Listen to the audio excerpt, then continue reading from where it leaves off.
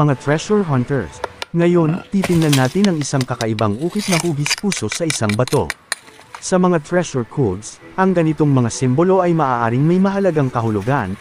Ang puso, sa mundo ng treasure hunting, ay madalas kumakatawan sa sentro ng isang imperial pattern. Maaaring ito ay nagpapahiwatig na ang ukit ay nagsisilbing sentro ng isang mas malaking mapa o spot na siyang ginagawang mahalagang lokasyon.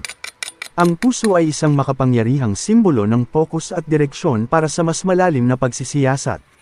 Kung makakita ka ng mga ukit na hugis puso, tandaan na magsiyasat ng mabuti dahil maaari itong magturo sa isang mahalagang spot.